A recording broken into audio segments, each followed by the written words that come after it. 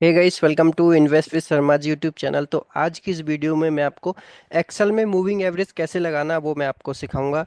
कोई भी स्टॉक्स के लिए लगा सकते हैं, कितने भी दिनों का आप मूविंग एवरेज लगा सकते हैं। जैसे कि मैंने जो एक्सेल सीट बनाई है निफ्टी 50 के लिए, निफ्टी 50 के जितने भी स्टॉक्स हैं उनका आप देखोगे तो 7 डेज का, 13 एंड 26 डेज का मूविंग एवरेज है। मैंने यहाँ पे एक वो भी लगाई कि अगर 7 का मूविंग एवरेज 13 एंड 26 के ऊपर है तो बाई देगा ये, अदरवाइज सेल देगा। तो ये एक्सेल सीट को मैं स्क्रैच से बनाना सिखाऊंगा।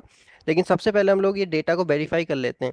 तो जैसे कि 7 डेज का मूविंग एवरेज यहाँ पे दिखा रहा है 2340 अडानी एंटरप्राइज का। तो अगर मैं ट्रेडिंग व्यू प्लेटफॉर्म पे जाऊँ और 7 का मूविंग एवरेज लगाऊं तो वो भी एग्जैक्टली 2340 है।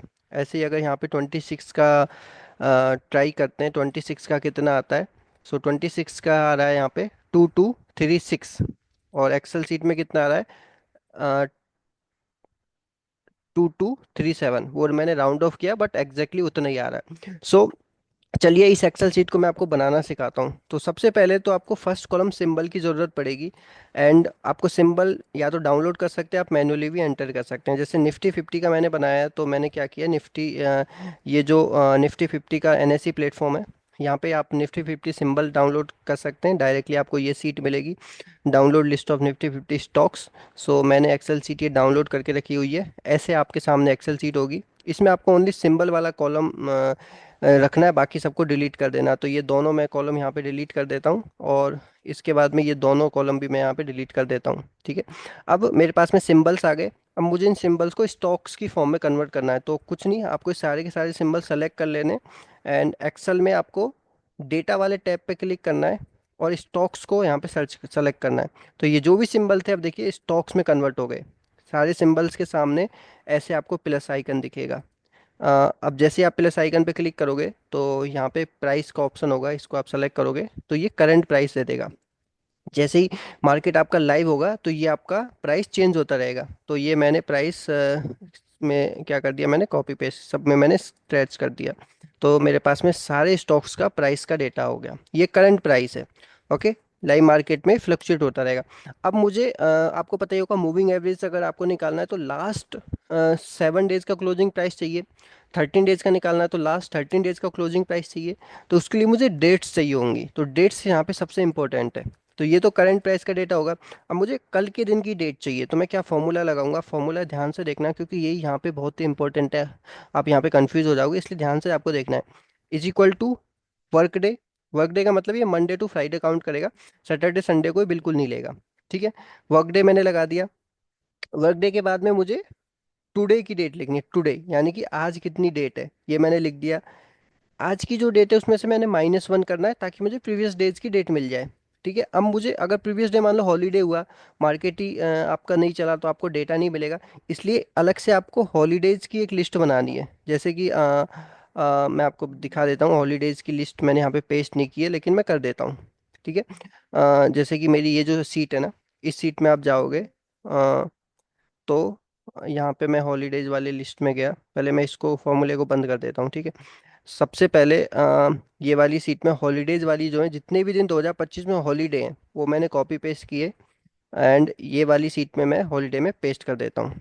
ठीक है, तो ताकि मुझे हॉलीडे काउंट करने की ज़रूरत नहीं पड़ेगी। अब मैं फिर से वो फॉर्मूला लगाता हूँ, is equal to work day. ठीक है, वर्क डे एक फंक्शन है जो कि मंडे टू फ्राइडे ओनली काम करेगा। इसके बाद में स्टार्ट डेट कौन सी है, टुडे। टुडे, इसमें से मुझे क्या करना है, कॉमा लगा के -1, यानी कि मुझे प्रीवियस डेज की डेट चाहिए, कॉमा मुझे हॉलीडेज नहीं चाहिए। तो मैं क्या करूँगा, हॉलीडेज इसमें से सेलेक्ट कर लूँगा। Okay, and bracket close. अब ये आपको प्रीवियस डेज की डेट दे देगा। अब ये डेट की फॉर्म में आपको कन्वर्ट करना है तो जनरल की जगह इसको क्या करना है ना, शॉर्ट डेट। तो ये डेट में कन्वर्ट हो गया, देखो 28 मार्च। अब मुझे 28 से पिछली डेट चाहिए, 27 की। ठीक है, तो उसके लिए मैं क्या करूँगा, वही वर्क डे फंक्शन यूज करूँगा। ओके, वर्क डे जो मैंने टुडे लिखा था उसकी जगह मैं क्या करूँगा, ये डेट सेलेक्ट करूँगा। इसमें से -1 करना, इससे एक दिन पहले की डेट चाहिए, कॉमा मुझे ये हॉलीडेज बिल्कुल नहीं चाहिए। अगर मान लो एक दिन पहले हॉलीडेज हुआ तो ये उससे पहले की डेट दे देगा। ठीक है, तो ये इसने यहाँ पे आप इसको क्लिक करोगे, इसको शॉर्ट में शॉर्ट इसको इसमें कन्वर्ट कर सकते हैं। अब मैं इस फॉर्मूले को स्ट्रेच करने वाला हूँ, मैं इसको आगे बढ़ाने वाला हूँ। तो आपको क्या करना है, देखो अब इसको आप स्ट्रेच करोगे ना, यहाँ पे डायरेक्टली ऐसे करोगे तो गलत डेटा देगा, क्योंकि आप देखो इसमें हॉलीडे में B1 से B14 ले लिया, लेकिन हॉलीडे ओनली A1 से A14 तक है। तो आपको क्या करना है, इसको कांस्टेंट रखना है, यानी कि इस फॉर्मूले में ये जो A1 से A14 है इसको आपको कांस्टेंट रखना है, यानी कि जैसे ही आप इसको आगे वाले कॉलम में पेस्ट बढ़ाओ ना, तो ये चेंज ना हो। तो इसके लिए आपको डॉलर का साइन लगाना पड़ेगा, डॉलर इसको कांस्टेंट करने के लिए आपको लगाना पड़ेगा। सो A1 पे मैंने डॉलर लगा दिया, A14 पे भी, ए पे भी डॉलर लगाना पड़ेगा 14 पे, ताकि ए भी कांस्टेंट रहे 14 भी। अब आपका ये एकदम सही, अब जैसे आप इसको जैसे फॉरवर्ड करोगे तो ये सब में डॉलर करके, यानी कि A1 से A14 ही लेगा, ठीक है। तो अब मैं इसको आगे स्ट्रेच कर देता हूँ, क्योंकि मुझे 26 डेज तक का डेटा चाहिए, ठीक है। मुझे 26 डेज तक का ही चाहिए ना, तो मैं यहाँ पे ओनली इसको 26 डेज तक इसको स्ट्रेच कर देता हूँ, ठीक है। ये वाली अगर हम देखें तो 19 फेब तक है, ओके। और मैं इस वाली सीट में भी अगर जाऊं, जो मेरी मेन सीट थी, ठीक है, ताकि हम लोग देख लेते हैं कितने दिन तक, कौन सी तारीख लास्ट 26 पे आती है, 19 फेब। तो 19 फेब के बाद में MA 7 13 26, ये वाला कॉलम है, और मैं ये कॉलम इसमें पेस्ट कर देता हूँ बाकी का, ठीक है। तो यहाँ पे आपका AF तक हो गया ये, और इसमें भी आपका देखो AF तक हो गया। इसको सेलेक्ट करके इस पे आप क्लिक डबल क्लिक करोगे तो आपको सारी डेट दिखा देगा, ठीक है। अभी हम इसमें देख लेते हैं क्या इसने हॉलीडे को काउंट किया है कि नहीं किया। देखो, अगर रिसेंट में हॉलीडे 14 मार्च का था, 14 मार्च को इसमें काउंट नहीं करना चाहिए। तो 14 मार्च को अगर आप देखोगे तो 17 के बाद में 16 और 15 का सैटरडे संडे था, जो कि वर्कडे फंक्शन की वजह से काउंट नहीं किया। और 14 मार्च इसने इसलिए काउंट नहीं किया क्योंकि हॉलीडे में हमने दिया हुआ था। तो हम लोग का डेट का अगर काम हो गया तो हमारा 90% काम हो चुका है। अब मुझे क्या करना है, बस स्टॉक की प्राइस का डेटा चाहिए। तो मैं क्या करूँगा, एक स्टॉक हिस्ट्री फंक्शन लगाऊंगा, is equal to stock history. Stock history पे सेलेक्ट किया, ठीक है। कौन से स्टॉक का डेटा चाहिए, इसको इसका डेटा चाहिए, कॉमा आपको लगाते जाना है, कॉमा लगाना है। स्टार्ट डेट क्या होगी, ये रहेगी, कॉमा एंड डेट भी यही रहेगी 28 मार्च, कॉमा। देखो डेली, डेली मतलब आपको डेली का क्लोजिंग प्राइस चाहिए, तो जीरो दबा देना है, कॉमा दबाना है। ऑटोमेटिकली कॉमा के बाद आपको बता देगा नो हेडर, हेडर आपको नहीं चाहिए, नो हेडर, कॉमा क्या चाहिए, क्लोजिंग। क्लोजिंग के लिए आपको 1 लिखना है, ठीक है। इसको आपको ब्रैकेट बंद कर देना है, और आपको ये डेटा आपके सामने हो जाएगा, देखो 2315, ठीक है। अब मैंने आपको बताया कि इसको अगर आप डायरेक्टली देखो स्ट्रेच करोगे ना, तो आपको एक गलत डेटा देगा। गलत डेटा क्यों दे रहा है, क्योंकि इस फॉर्मूले में देखो आपको इसने क्या सेलेक्ट किया है, B2 को सेलेक्ट कर लिया, D1 तो ठीक है, लेकिन हमें ए टू फिक्स करना है, क्योंकि अडानी एंटरप्राइज के डेटा चाहिए हमें। तो हमें क्या है ना, इसमें डॉलर लगाना पड़ेगा। किस में डॉलर लगाना पड़ेगा, इस फॉर्मूले में A2 को फिक्स करना पड़ेगा। तो मैं क्या करूंगा, इसमें डॉलर लगा दूंगा ताकि A2 मेरा फिक्स हो जाए। A2 फिक्स हो गया, यानी कि अडानी एंटरप्राइज के डेटा चाहिए। और जो C1 है, ये डेट आपकी ऑटोमेटिकली चेंज हो जाएगी, ठीक है, चेंज होनी चाहिए।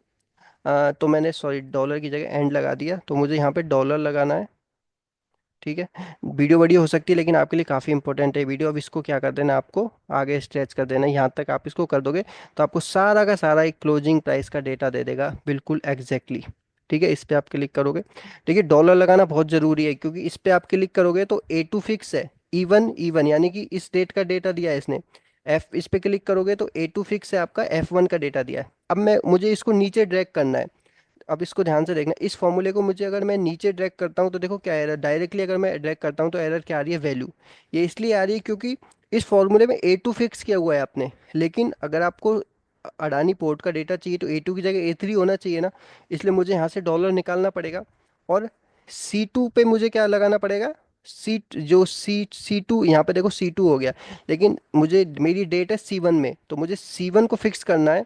और मुझे A2 जो है उसको मूव कराना है। तो मैं क्या करूंगा, इसमें इस वाले में फिर इसको वैल्यू को हटा देता हूँ। इस फॉर्मूले में आप देखोगे A2 जो मैंने फिक्स किया था, क्योंकि मुझे अडानी इंटरप्राइज का डेटा चाहिए, अब मुझे ए टू को फिक्स नहीं करना, तो A2 को मैं यहाँ पे निकाल दूंगा, क्योंकि A2 चेंज कराना है। लेकिन C1 को फिक्स करना है। C1 को क्यों फिक्स करना है, क्योंकि C1 मेरी डेट है।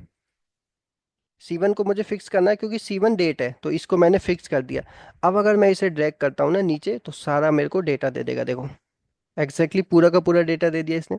इस वाले पे आप क्लिक करोगे, यहाँ पे जाओगे तो देखो एशियन पेंट का डेटा है, और C1 यानी कि 28 मार्च का है।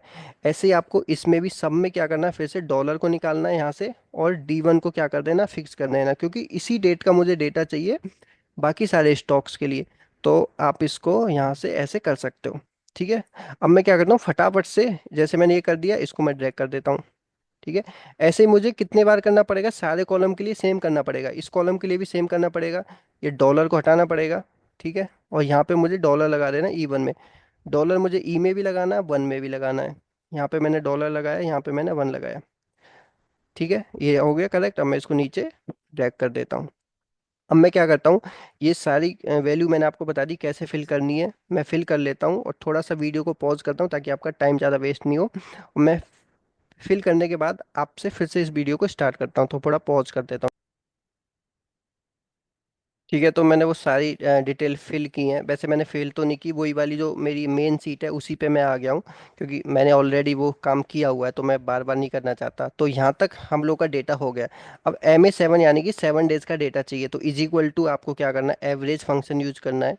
एवरेज फंक्शन करने के बाद आपको 7 डेज सेलेक्ट करने हैं, यानी कि 7 डेज कौन कौन से, क्योंकि ये 28 मार्च है और ये भी सेम ही डेट, क्योंकि आज सैटरडे है इसलिए मार्केट बंद है। जब आप मंडे को देखोगे तो ये आपका चेंज हो जाएगा, तो आपको वहां से लेके करंट डेट से लेके 7 डेज आपको सेलेक्ट करने हैं। लेकिन मेरा सैटरडे इसलिए यही मेरा करंट डेट है, तो 1 2 3 4 5 6, तो ये मैंने 7 डेट सेलेक्ट की, एंटर मारा। तो देखो यहाँ पे मेरा मूविंग एवरेज 7 डेज का मिल गया। ऐसे ही मुझे 13 का चाहिए, तो एवरेज, एवरेज पे मैं क्लिक करूंगा और मैं 13 डेज सेलेक्ट कर लूंगा यहाँ से। तो 1 2 3 4 5, ये आपके फटाफट से देखते हैं हम। 13 डेज, ये 17 है, 16 है, 15 है, ये आपका 13 हो गया। एंटर मारा, 13 डेज का क्लोजिंग प्राइस मिल गया। 26 का डेज का चाहिए, एवरेज पे क्लिक किया। ऐसे आपको अगर 50 दिन का चाहिए तो आपको 50 डेट्स एंटर करनी पड़ेंगी। ठीक है, 26 के लिए एग्जैक्टली आपका यहाँ पे 26 खत्म होता है, और मैंने एंटर मारा। अब मेरा ये डेट आ गया। अब मुझे इसमें तो कुछ नहीं करना, पूरा का पूरा क्या करना है, सीधा इसको नीचे ड्रैग कर देना है। मैं एक बार इसको इस एक बार इस YN सेल को निकाल के इस ये वाला फॉर्मूला भी आपको मैं बताना चाहता हूँ। तो 7 13 26 डेज का मेरे पास में मूविंग एवरेज आ गया। अब इस मूविंग एवरेज के बेसिस पे YN सेल मैंने कैसे लगाया है, सिंपल सा फॉर्मूला है। इफ 7 का मूविंग एवरेज 13 और 26 के ऊपर जाएगा तो बाई कॉल आना चाहिए, अदरवाइज सेल। तो इफ मैंने फंक्शन यहाँ पे यूज किया है, मैं आपको दिखा देता हूँ। तो आपको यहाँ इफ फंक्शन यूज करना पड़ेगा। इफ फंक्शन बहुत सिंपल है, इफ आपको लगाना है और इफ के अंदर आपको एंड कंडीशन डालना है। एंड मतलब, क्योंकि दो के लिए हम लोग यूज करते हैं, कौन कौन सी कंडीशन, अगर 7 का मूविंग एवरेज आपका ग्रेटर देन है 13 से, कॉमा, एक तो कंडीशन होगी, एंड अगर 7 का ही अगर ग्रेटर देन है 26 से। ठीक है, क्योंकि दोनों ही हमें सेटिस्फाई करनी पड़ेंगी। AE2 की जगह आपका AD2 आ जाएगा, क्योंकि पहले 13 आपको लेना पड़ेगा, क्योंकि डबल कंफर्मेशन आपका यहाँ पे हो गया। ठीक है, अगर ये, इसको फिर ब्रैकेट क्लोज करेंगे हम लोग। ठीक है, अगर ये ट्रू है तो क्या आना चाहिए, बाई। ठीक है, अगर ये फॉल्स है तो क्या आना चाहिए, सेल। सो ये हम लोग की कंडीशन हो गई यहाँ पे। इफ मैंने फंक्शन इसमें यूज किया है, अगर आप इसको एंटर करोगे तो यहाँ पे देखो बाई आ जाएगा। अगर इसको ड्रैप कर दोगे तो यहाँ पे बाई सेल आता रहेगा। कुछ स्टॉक्स में सेल है, कुछ में बाई है। यहाँ पे आप इसमें एक कंडीशन और लगा सकते हो, क्योंकि प्राइस भी, अगर आपका मूविंग एवरेज से प्राइस ऊपर होना चाहिए, तो प्राइस के लिए आपको क्या है ना, ये जो करंट प्राइस है इसको भी 7 के मूविंग एवरेज से ऊपर कर दो, MA7 से। ठीक है, फिर हम लोग का और ज़्यादा कंफर्मेशन हो जाएगा। ठीक है, तो यहाँ पे देखो, इसमें ये पाई की जगह सेल में कन्वर्ट कर दिया, क्योंकि 7 13 26 से तो ऊपर है, लेकिन प्राइस ऊपर नहीं है। प्राइस कितना है इसका, 2315, और 7 का मूविंग एवरेज है 2340, इस वजह से सेल आ रहा है। तो बहुत ही आसानी से हम लोगों ने एक्सेल सीट बना दी है। अब इसमें मैं आपको कुछ एक और बता दूं, जैसे आपको कुछ और स्टॉक्स इसमें जैसे मान लो ऐड करने हैं। मान लो आपको जियो फाइनेंस ऐड करना है, तो जियो फाइनेंस तो इसमें ऑलरेडी है। आपको मान लो ट्रेंट स्टॉक ऐड करना है, तो ट्रेंट भी इसमें ऑलरेडी है। कोई स्टॉक जैसे इसमें नहीं है, मान लो उसको आपको ऐड करना है। अडानी एंटरप्राइज भी इसमें है। ओके, कोई भी आप जैसे कोई भी स्टॉक आप लोगे ना, तो BIP जैसे आपने सेलेक्ट किया, तो देखो ऑटोमेटिकली ये यहाँ पे नेम ले लेगा। आपको सिंबल डालना पड़ेगा, लेकिन कुछ कुछ नेम ये डायरेक्टली भी ले लेता है। नेम में आपको इसमें ज़्यादा दिक्कत नहीं आती। जैसे रतन इंडिया आपको लेना, मान लो RATN रतन इंडिया करके, तो आप इसमें एंटर मारोगे तो ये जैसे यहाँ पे नहीं ले रहा, तो आपको डेटा में जाके स्टॉक में आप क्लिक करोगे ना, तो उससे रिलेटेड जैसे जो भी आपके स्टॉक्स होंगे ना, तो ये आपको मतलब कुछ आइडिया दे देगा। तो जो भी स्टॉक, जैसे आपको मान लो एस्ट्रल लेना है, तो एस्ट्रल पे आपने क्लिक किया, तो यहाँ पे देखो एस्ट्रल से रिलेटेड काफ़ी स्टॉक आ गए, तो आपको बॉम्बे स्टॉक एक्सचेंज का चाहिए, नेशनल स्टॉक एक्सचेंज का, तो आपने यहाँ पे क्लिक किया। एंड आपको अब कुछ नहीं करना, बस ये नीचे एक एक आपको ड्रॉप कर देना, तो एस्ट्रल से एस्ट्रल का सिंबल डायरेक्टली दे देगा। सब कुछ दे दिया, देखो एस्ट्रल में सेल बता रहा है। एस्ट्रल का ये करंट प्राइस है, ये इसका मूविंग एवरेज है 1326 का। ओके, और ये यानी कि उसका जो 7/13/26 के हिसाब से जो भी स्ट्रेटजी जो मैं फॉलो करता हूँ, मैंने मैंने लगाई है। मैं फॉलो करता हूँ कि अगर 7 का मूविंग एवरेज 1326 के ऊपर है तो बाई, अदरवाइज नीचे है तो मैं उसको बाई नहीं करता। सो आई होप आप सभी को वीडियो पसंद आई होगी, आपको काफ़ी कुछ सीखने को मिलेगा। इसमें एक फॉर्मूला है डे वाला, जो कि मैं कमेंट सेक्शन में पिन कर देता हूँ, ये एक्सेल शीट तो मैं आपको नहीं भेज सकता। और एक फॉर्मूला इफ़ वाला फॉर्मूला है, वो भी मैं आपको पिन कर देता हूँ ताकि आप इजीली ये सीट बना पाए। थैंक यू सो मच, आशा करता हूँ आपसे वीडियो पसंद आई होगी। कोई भी डाउट है ना तो आप मुझे कमेंट करके जरूर पूछिए, मैं आपके कोई जो भी क्वेश्चन होगा उसको सॉल्व करने की पूरी पूरी कोशिश करूंगा। Thank you so much. आप इस चैनल पर नए आए हो तो इस चैनल को आपको जरूर सब्सक्राइब करना है, क्योंकि मैं फ्यूचर में बहुत ही ज़्यादा आपके लिए इन्फॉर्मेटिव कंटेंट लेके आने वाला हूँ। फंडामेंटल एनालिसिस का भी कोर्स लेके आया हूँ, टेक्निकल एनालिसिस का मैंने ऑलरेडी डाल दिया है, तो आप वो जाके देख सकते हैं, सब कुछ आपके लिए फ्री ऑफ कॉस्ट है। Thank you so much.